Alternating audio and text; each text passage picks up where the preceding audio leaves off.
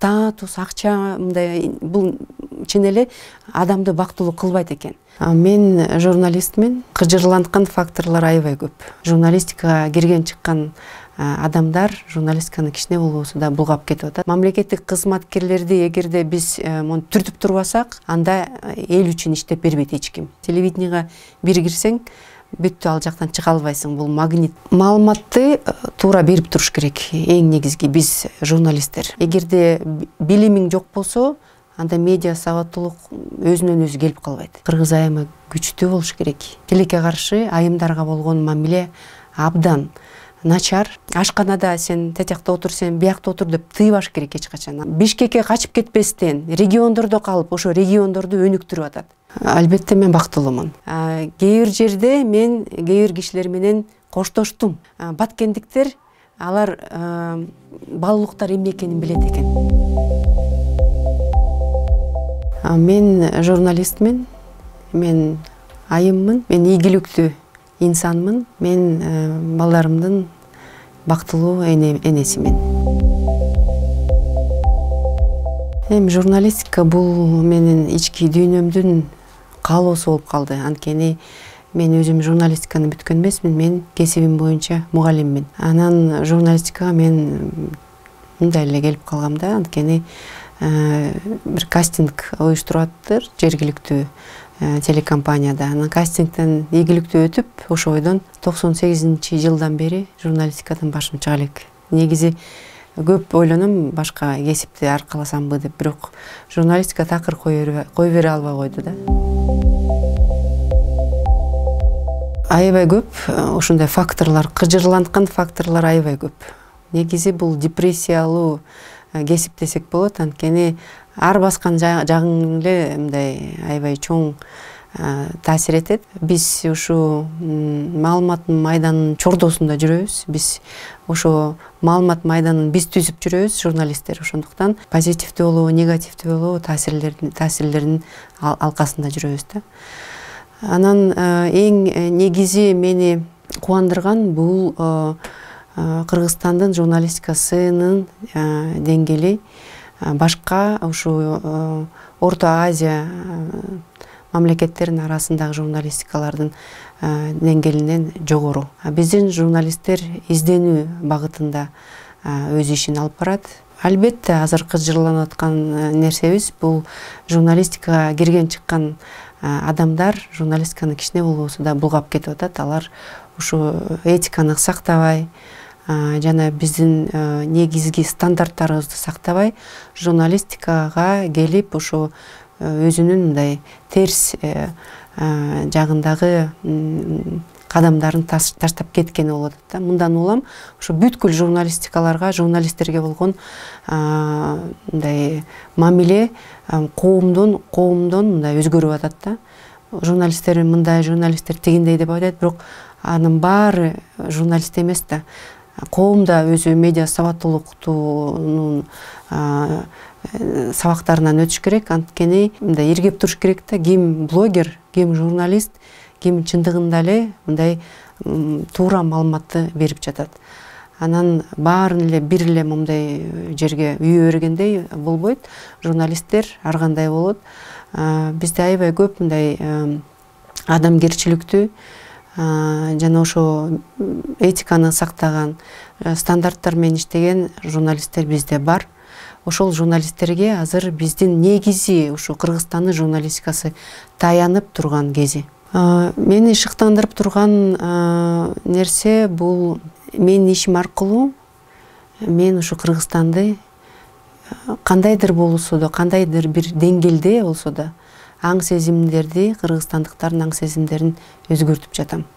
Жакшы жагына. Пандемия убагында биз журналисттер күнү түнү акча албай деле иштеп жүргөнбүз. Ошондо биз ошо маалымат жок болгон кезде да маалыматты таап, элге берип, факт чек өткөрүп, анан ушу элге жардам керек болуп атат дегенде биздин эл тура калып, ушу биздин журналисттердин артынан чуркай калып, мына мындай маалымат чыгыптыр, тигилерге жардам керек болуп атат, буларга жардам керек болуп атат деп, анан ошо эл өзү бири-бирине жардам бергени бул аябай чоң биз үчүн да сабак да.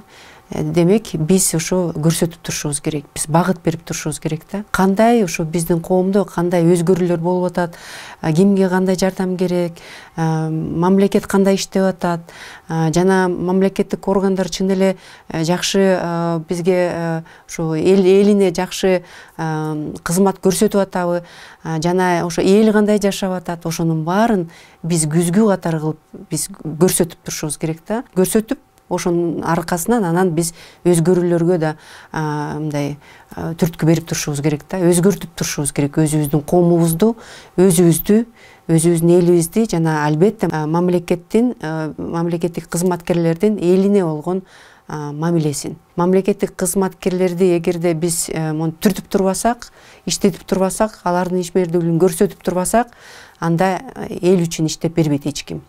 Анда баары эле деген жыргап эле мына эл эчтеке дебейт экен, алар жакшы эле жашап атыптыр деп эч ким эчтеке кылгысы келбейт, бирок мамлекеттин акчасын отуруп алып кемире беришет да. Бирок биз ошондой фактыларды көрсөтүп турушубуз керек. Бул ушул журналистиканы, журналисттерди шыктандырып турган ушул нерсе. Биз негизи өзгөртүп турушубуз керек, өзүбүздүн коомубузду, өзүбүздүн өлкөбүздү жакшы мындай нукка жылдырып турушубуз керек да. Мен ошо мугалим болуп студент кезимде иштеп баштагам. 4-5 курста мен окуп эртең менен окучумун, түштөн кийин барып иштечүмүн. 9-10-11 класстарга сабак берчүмүн. Анан ошол эле кезде ушу журналистика жагынан телевиденияда кастинг болуп калганга себеп болду. Ушу мен барып кастингден өткөндөн кийин анан карасам, бул такыр эле башка кесип экен да. Мурун мен мугалим болушум керек деп эле кыялданып жүрчүмүн. Анткени мага сабакты өткөнү жана баа койгону мага кызык болчу да. Бештерди койгум келе берчү да. Бирок аяка баргандан кийин чын эле аябай чоң жоопкерчилик экен. Балдар менен да иштеп көрдүм, бирок ушу телевидение мени мындай менин жашоомдогу багытымды буруп койду. Анткени силер билесиңер, телевидениега бир кирсең, бүттү ал жактан чыга албайсың. Бул магнит да. Анан кээ бирде мындай азыр тренер болуп мен иштеп калам. Ошол жерде ошо мугалимдик кесибимдин кичине болсо да бир учу чыгып турат да.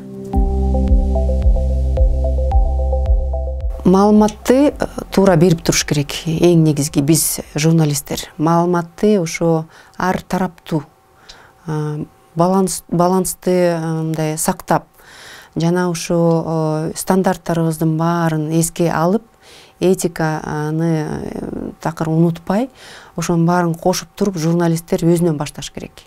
Ошондо медиа сабаттуулук болот, андан кийин элди үйрөтүш керек да медиа сабаттуулукка. Медиа сабаттуулук бул бир эле гана медиа тармагында эмес, негизи бүт жагынан да медиа сабаттуулукту алып барышыбыз керек да. Жакшыны жамандан айырмалаганды биз үйрөнүшүбүз керек да, эл да ошону үйрөнүш керек да. Кайсы жакшы, кайсы жаман, ошону эл да карап туруш керек да. Аны бир эле күндө үйрөнө албайсың. Аны үчүн биринчи аң сезимиңди кичине гана болсо да өзгөртүш керек. Андан кийин мындай каалоо керек да. Чын эле ошо чөйрөнү мен өзгөрткүм келет. Ошондо анан медиа сабаттуулукка киришсе болот. Медиа сабаттуулук бул чын эле аябай чоң процесс. Бул баары билимден башталат. Эгерде билимиң жок болсо, анда медиа сабаттуулук өзүнөн өзү келип калбайт. Биринчи ошо билимди, деңгээлди кичине да болсо ошо билимдин деңгээлинин үстүнөн иштеш керек да. Кыргыз айымы күчтүү болуш керек. Анан ошо кыргыз айымы мындай күн нурун таратып туруш керек. Анткени айым бул үй бүлөнүн гана эмес, өлкөнүн куту. Эгерде айым бактылуу болсо, үй бүлө бактылуу болот. Ошо айым менен жашап аткан эркек бактылуу болот.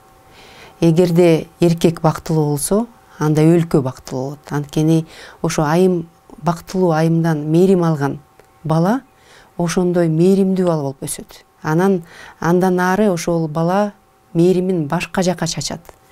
Анан ошентип жакшылык көбөйө берет. Анан мындай биздин кутубузда өсө берет Кыргызстаныбыздын. Анан ошо айым менен жашаган эркек анан күчтүү болуп Кыргызстанды көтөргөнгө өз салымын кошот. Азыр тилекке каршы айымдарга болгон мамиле абдан начар. Биздин эркектер айымдарды көп сыйлай бербейт, анан баалай албайт. Ошондон улам биздин өлкөбүздүн негизи кутубуз качып турат. Ошон айымды кичине болсо да монтип айымга болгон мамилени өзгөртө баштаганда гана ошондо көрөсүңөр кандай өлкөбүз өнүгө баштайт. Айымды монтип түртүп турбайбы, сен аялсың, сен ордуң ашканада сен тетиякта отур, сен биякта отур деп тыйбаш керек эч качан. Анткени Алла Таалам бардыгыбызга бирдей мүмкүнчүлүк, бирдей укук берилет. Эч ким бул жашоодо бири-бирин кемсинткенге укугу да жок. Куранда деле жазылып турат ошондой. Эч качан эч кимди эч ким кемсинтпеш керек. Ошондон улам биз өзүбүздүн да мындай мамилебизди айымдарга болгон, кыздарыбызга болгон өзгөртүшүбүз керек. Кыздарыбызды мындай көкөлөтүп өстүрүшүбүз керек. Көкөлөтүп өстүргөндө кыз ошондо кичине деген момтип мындай өзүнүн аябай күчтүү сезип, бактылуу экенмин, мен керек экенмин деп сезип, анан ошо кут алып келген адам, ар бир үй бүлөгө кут алып келген адам бул кыз. Анан Кыргызстандан башка мага башка бир да өлкө кереги жок. Мен үчүн бир эле Кыргызстан. Кыргызстандагы ошо менин өзү эгерде азыр мен уксаңар, ошо менин негизги ушу максатым айымдарга жардам берүү. Анткени мен баягыда эле түшүнгөм, эгерде чын эле айымдарды көтөрсөк, анда ошо айымдар ар бир жерге барып туруп ошо жерден айымды көтөрөт. Анткени үй бүлөнүн деген мындай маанайы бардык айымдан көз каранды да. Эгерде мындай жакшы маанай менен тамак жасап атса, жакшы маанай менен ошо тамакты күйөөсүнө берип атса, башка маанай түзүлөт эмеспи? Анан ошол эле жерде ошо жакшы маанай менен балаңды өстүрүп атсаң, анан мээримдүү балаң өсөт эмеспи? Мен ошону түшүнгөндөн бери 5 жыл болду. Кыргызстан боюнча ошо эң уникалдуу долбоор, кыйын долбоорун ашырып келе жатабыз биз өзүбүздүн командабыз менен. Кыйын долбоордун алкагында Бишкекте биз ушу региондордон, ар бир региондордон айымдарды чогултуп, мен деген активисттерди чогултуп, анан ошо оратордук чеберчилик боюнча медиа тармагындагы керектүү нерселерди берип, жана ошондой эле ошо тренингден тышкары биз ток-шоу кыйынга катышууга чакырып турганбыз Бишкекечи. Ошо 12-чи тренинг мына Кудай буйруса жакын арада өтөт. Ошого 200 адам, 200 айым катышты. Ошо айымдардын арасынан 20 чактуу айым депутат болду жергиликтүү кеңештин. Ошол айымдар чын эле Бишкекке качып кетпестен, региондордо калып, ошо региондорду өнүктүрүп атат. Алар жаман кылам деген жок, алар тескерисинче ошол региондорду өнүктүрүп, региондорду чоң деңгээлге чыгарып атышат. Даңазалап атат өзүбүздүн Кыргызстаныбызды ар кайсы тармактарды. Анткени ошо биздин кыйын долбооруна ар кайсы тармактын адистери келип туруп, анан ошо өзүнүн болгон алып барган иштери жөнүндө айтып берет да. Анан мен ойлойм, негизи эң негизги менин максатым ошо Кыргызстанды өнүктүрүү. Мен ойлойм, буйрса биз ушинтип акырын менен Кыргызстанды чогуу өнүктүрөбүз. Биринчи айымдарды үйрөтөлү, анан айымдар балдарын үйрөтөт, анан күйөөлөрүн артынан мындай алып келип, анан балким ошо айымдарга жана башкага мындай көңүл бурбай аткан биздин башка катмарларыбыз да болсо, балким көңүл буруп, ушул тарапка да чоң салым кошсо. Мен эң башында айтып кеткендей эле, айымдын мындай билимдүүлүгү жана айымдын мээримдүүлүгү бизди чын эле ошо өнүгүүгө алып барат.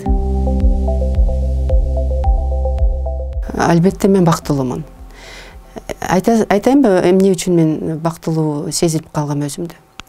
Албетте мен бул азыркы мындай кабылыма мен жөнөкөй келген жокмун.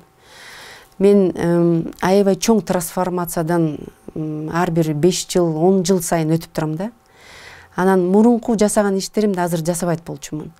Анан азыр мен эмне үчүн бактылуумун? Анткени мен азыркы өзүмдү кабыл алдым. Өзүмдүн чөйрөмдү кабыл алдым. Кабыл албай айткан жеримди, ал чөйрөнү мен өзгөрттүм. Кээ бир жерде мен кээ бир кишилер менен коштоштум. Анткени ал кишилер кичине болсо да мага дискомфорт түзүп турган. Андай адамдар менен мындай эгерде чын эле жакпай атса, андай адамдар менен мындай алысыраак эле болгону жакшы. Ошол эле кезде чөйрөмдү дагы жакшы кишилер менен кеңейттим. Мага чын эле тажрыйба бере турган адамдарды таптым. Ошондой адамдар бар экен, көп экен, жаныңда эле жүрөт экен. Ошондой адамдар менен көп сүйлөшөм. Анан китеп окуйм, анан өнүгөм, балдар менен сүйлөшөм. Анан балдарыма мындай билим бергенге чоң аракет кылам. Анан кээ бирде ошо балдарым айтып аткан сөздөрүнө мынтип тыңшап калам. Алар деген мындай ой жүгүртүүсү башка болгонуна аябай таң калып калам. Анан алардын деген ушу ийгилигине мен аябай суктанып туруп, мен айта алам да, мен бактылуумун, анткени ушундай өзүмдүн артыман болсо да, кичинеден болсо да адамдарды таштап келе жатам. Алар ушу мен балдарым ушу мындай эгерде жакшы чоң ийгиликтерге жетип калса, мен өстүргөн ушу айымдар мен берген ушу айымдарга алар да өзүнүн чоң бир бийиктиктерге жетип калса, ошол менин бакытым деп ойлойм. Анткени бул жашоо бат эле өтүп кетет. Биз үчүн мына мансап, акча, статус деген нерсе болбош керек. Мен деле мурун статус деп эле жүрдүм, мен статуска жеткем, мен деле акча деле мурун болчу да. Бирок ошондо мен өзүмдү ушунча бактылуу сезчү эмесмин. Мен аябай жоопкерчиликтүү адам болгондуктан мен үстүмө ошонун баары деген мындай таш болуп эле моякта туруп калчу да. Анткени бул меники эмес. Статус, акча мындай бул чын эле адамды бактылуу кылбайт экен. Адамды бактылуу кылган адамга ушу кичине болсо да ар жактан эме келиш керек да, мындай обратная связь. Ар жактан көрүп карап туруш керек да, чын эле сенин жасап аткан ишиң үзүр берип атабы? Чын эле сенин жасап аткан ишиң мындай жакшылыкка алып келе жатабы деп ошону карап турушубуз керек да. Мен кээ бирде ушинтип карап туруп, анан менин ушу мен өстүргөн аял мындай биздин ушу тренингден өтүп кеткен аялдар мындай ийгиликке жетип калганда мен ойлоп калам, мага чын эле жакшы иш жасап атыптырмын. Кичине болсо да менин ушу Кыргызстан өнүгүүсүнө салымым ушу болсун. Анан балдарымды көрүп туруп, балдарым мына мен момундай кылам, мен тиңдей кылам, отличник болуп келсе, анан деген мындай эл аралык соревнованияларга мындай катышып калышат, биринчи орунду алып келсе, ошондо мен аябай сүнүп калам да, чын эле мындай туура багытта кетип баратыптырмын. Бакыт деген ушул да. Бакыт негизи уш бирөөгө пайдасы тийип, анан ошо пайда башка мындай көбөйгөнү. Эгерде пайдасы бирөөгө тийип, анан ошол эле пайданы алып алса, бул башка суроо. А эгерде бирөөгө пайдаң тийип, анан ошол пайданы ал киши дагы чоң бир пайдага айлантырып, дагы башка бирөөгө берсе, бул ушундай мындай жакшылыктын үстүнө жакшылык болуп кете берген болот да. Баткен бул мен Баткен тууралуу 2009-жылы биз ушу Говоритово маалымат агенттигинен бир чоң долбоор болчу, бабалар мурасы укмуштуу Кыргызстан деген.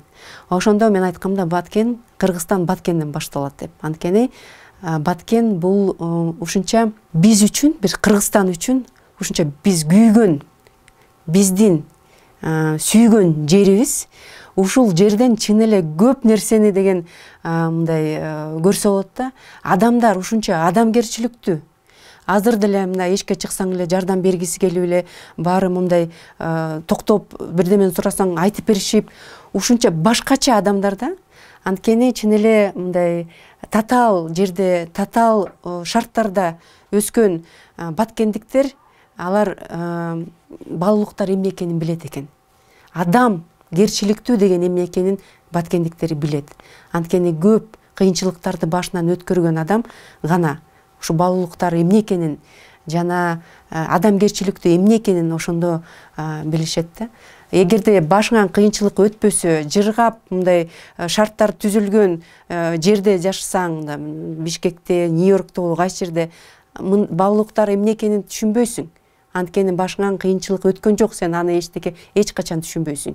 А бирок башыңан ушунча кыйынчылык өткөндөн кийин баткендиктер башынан аябай көп кыйынчылыктарды өткөрүп келе жатат. Чек арага жакын жайгашкандыктан улам аябай көп нерсенин баарын башынан өткөрүп жатат. Ошондуктан баткендиктер билет. Иштеш керек, билим алыш керек. Мен кээ бирде жумушумда мындай болуп калып, депрессия батып кетесиң, анан мен иштей каласың, мындай багытыңды билбей каласың го, каяка жылыш керек. Ошондо мен кичине болсо паузаны алып туруп, анан окуйм. Мен ошо башка тармакты өнүктүргөнгө аракет кылып туруп, биринчи окуйм. 1 жыл болобу, 2 жыл болобу окуйм, анан кийин кайрадан баштайм. Окуш керек, иштеш керек, талкпаш керек, анан системдүү түрдө баарын жасаш керек.